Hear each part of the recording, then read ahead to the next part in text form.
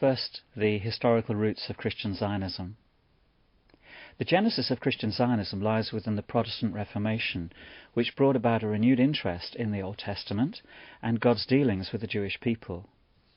From pulpits right across Europe, the Bible was being taught for the first time in centuries within its historical context and given its plain literal sense. At the same time, there was a renewed interest in the place of the Jews within God's purposes. Puritan eschatology was essentially post-millennial. They believed the conversion of the Jews would lead to future blessing for the entire world. By the late 17th and early 18th century, especially during the Great Awakening, post-millennial eschatology dominated European and American Protestantism. The writings of Jonathan Edwards and George Whitefield, for example, were influential in the spread of the belief that the millennium had already arrived and the gospel would soon triumph over evil throughout the world. The late 18th and early 19th centuries, however, saw a dramatic movement away from this optimism, following a sustained period of turmoil on both sides of the Atlantic. There was the American War of Independence, the French Revolution, and then the Napoleonic Wars. In 1804, Louis Napoleon had been crowned Emperor of the Gauls, and in 1807 he plotted the division of Europe with the Tsar of Russia. He then began the systematic destruction of the Roman Catholic Church in France, seizing its assets, executing its priests, exiling the Pope. By 1815, Napoleon's armies had fought, invaded and subjugated most of Europe and the Middle East. He gave his son the title King of Rome, and he planned to create a United States of Europe, each country ruled by a compliant monarch subject to himself as the supreme King of Kings. Numerous preachers and commentators speculated on whether Napoleon was the Antichrist. Charles Finney, for example, predicted the imminent end of the world by 1838. Joseph Miller narrowed the return of Christ down to the 21st of March, 1843. The development of premillennialism in the 19th century was largely attributable to Edward Irving and John Nelson Darby and those associated with a series of prophetic conferences in England and Ireland between 1826 and 1833. These gatherings led to a revolution in prophetic speculation concerning the Church and Israel. On the first day of Advent, 1826, Henry Drummond, a London city banker, a politician and High Sheriff of Surrey, opened his home at Albury Park to a select group of some 20 invited guests to discuss matters concerning the imminent fulfillment of prophecy. Topics included the imminent return of the Jews to Palestine, the search for the lost tribes of Israel. These conferences continued in the 1830s at Powerscourt in Ireland under the growing influence of John Nelson Darby. Darby is regarded by many as the father of dispensationalism. That is because he taught that God has two distinct and separate peoples. The Church are his heavenly people and the Jews his earthly people, each with a separate calling and destiny. Darby was quite an influential character, but Zionism would have probably remained simply a religious ideal were it not for the intervention of a handful of influential aristocratic British politicians who shared the theological convictions of Darby and his colleagues and turned them into political reality. One of them was Lord Shaftesbury, who became convinced that the restoration of the Jews to Palestine was not only predicted in the Bible, but coincided with the strategic interests of British foreign policy. Ironically, it was Napoleon who had precipitated this in the spring of 1799.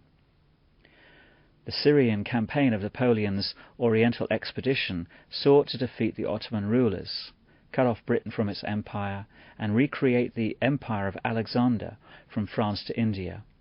But he needed Jewish help. So he became the first political leader to propose a sovereign Jewish state in Palestine. This is what he wrote, quote, "Bonaparte, Commander-in-Chief of the armies of the French Republic in Africa and Asia, to the rightful heirs of Palestine, Israelites, a unique nation whom in thousands of years lust of conquest and tyranny were able to deprive of the ancestral lands only, but not of name and national existence. she, France, offers to you at this very time, and contrary to all expectations, Israel patrimony. Rightful heirs of Palestine, hasten. He believed that with sympathetic Jews controlling Palestine, French imperial interests as far as India, Arabia and Africa could be secured. But neither Napoleon nor the Jews were able to deliver. The European powers became increasingly preoccupied with the Eastern question, Britain and Prussia siding with the Sultan of Turkey against Napoleon. With the defeat of Napoleon, Britain's main concern was then how to restrain Russia from similar ambitions, and the race was on to control Palestine. Stirred by memories of the Napoleonic expedition, Shaftesbury argued for a greater British presence in Palestine. He saw that this could be achieved by the sponsorship of a Jewish homeland on religious and political grounds. British protection of the Jews, he argued, would give a colonial advantage over France for the control of the Middle East, provide better access to India via a direct land route, and open up new commercial markets for British products. When Lord Palmerston, the Foreign Secretary, married Shaftesbury's widowed mother-in-law, he was well placed to lobby for the cause. Fueling speculation about an imminent restoration, on the 4th of November 1840, Shaftesbury took out a paid advertisement in the London Times to give greater visibility to his vision. The advertisement included the following: Restoration of the Jews. A memorandum has been addressed to the Protestant monarchs of Europe on the subject of the restoration of the Jewish people to the land of Palestine. Donald Wagner claims that Shaftesbury single-handedly translated the theological positions of Henry Finch, John Nelson Darby, and others into a political strategy. His high political connections, matched by his uncanny instincts, combined to serve the Christian Zionist vision. Indeed, it was probably Shaftesbury who inspired Theodor Herzl to coin the phrase, "a land of no people for a people with no land." A century earlier, imagining Palestine to be empty, Shaftesbury had come up with the slogan, "A country without a nation for a nation without a country." Through his lobbying, writings and public speaking, he did more than any other British politician to inspire a generation of Joshuas to translate his religious vision into a political reality. Of those Christian political leaders to take up the mantle of Shaftesbury, a small number stand out. They include William Herschler, David Lloyd George, and probably most significantly of all, Lord Arthur Balfour. By 1897, when the world's first Zionist Congress met in Basel, Switzerland, Jewish leaders who favoured a Zionist state already had sympathetic support from many more British political figures, and this was largely due to one man, William Herschler. The son of London Jews Society missionaries in France and Germany, he became the Anglican chaplain to the British Embassy in Vienna in 1885, a position of strategic significance for the Zionist movement. As with Shaftesbury's slogan, so Herschler's booklet, The Restoration of the Jews to Palestine, published in 1894, predated Herzl's Der Judenstaat by 2 years. Prophetically, Herschler spoke of the need for restoring the Jews to Palestine according to Old Testament prophecies. He became Herzl's chief Christian ally in realizing his vision of a Zionist state, one of only 3 Christians invited to the World Zionist Congress. Herzl was not religious, but he was superstitious, and records the meeting with Herschler on the 10th of March 1896 in his diary. The Reverend William Herschler, chaplain of the English embassy here, came to see me, a sympathetic, gentle fellow with a long grey beard of a prophet. He is enthusiastic about my solution of the Jewish question. He also considers my movement a prophetic turning point, which he foretold 2 years ago. He gives me excellent advice, full of unmistakable, genuine goodwill. He is at once clever and mystical, cunning and naive. Herschler kept his word and gained access to the German Kaiser, William II, the Grand Duke of Baden, as well as British political leaders, for Herzl and his fledgling Zionist delegation. David Lloyd George, who became Prime Minister in 1916, was another self-confessed Zionist, sharing similar views to those of Shaftesbury and Herschler. In his own words, he was Chaim Weizmann's proselyte, "Acetone converted me to Zionism," he said. That was because Weizmann had discovered how to synthesize acetone, a solvent used in the manufacture of high explosives. Weizmann's assistance to the British military cause appears to have been rewarded with the promise of British support for a Jewish state. Arthur James Balfour is probably the most significant British politician to have contributed to the founding of the State of Israel. Like Lloyd George, Balfour had been brought up in an evangelical home. He became sympathetic to Zionism due to the influence of dispensational teaching. From 1905, Chaim Weizmann, then a professor of chemistry at Manchester University, began to meet regularly with Balfour to discuss the implementation of that goal. On the 2nd of November 1917, Balfour made public the final draft of a letter written to Lord Rothschilds 3 days earlier, which became known as the Balfour Declaration. This is what it said. His Majesty's government views with favour the establishment in Palestine of a national home for the Jewish people, and will use their best endeavours to facilitate the achievement of that object, it being clearly understood that nothing shall be done which may prejudice the civil and religious rights of the existing non-Jewish communities in Palestine, or the rights and political status enjoyed by Jews in any other country. Balfour was in fact already committed to the Zionist programme out of theological conviction and had no intention of consulting with the indigenous Arab population. In a letter to Lord Curzon written in 1919, Balfour insisted, somewhat cynically, quote, "For in Palestine we do not propose even to go through the form of consulting the wishes of the present inhabitants of the country.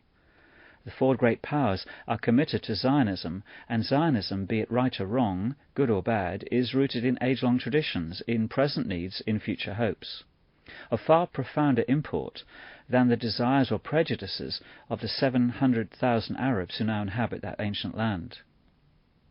In short, so far as Palestine is concerned, the powers have made no statement of fact which is not admittedly wrong, and no declaration of policy which, at least in the letter, they have not always intended to violate." What the Balfour Declaration left intentionally ambiguous was the meaning of a national home. Was it synonymous with sovereignty or statehood, and what would be the borders? Would it occupy all of Palestine or part? And what would be the status of Jerusalem? Furthermore, while it stated that the civil and religious rights of the existing population were to be safeguarded, and the territory was designated Palestine, there's no reference to Palestinians. They were, in the words of Kenneth Cragg, an awkward non-identity. That 90% of the population were Arab, of whom 10% were Christian, seemed irrelevant to the politicians and Zionists who had another agenda.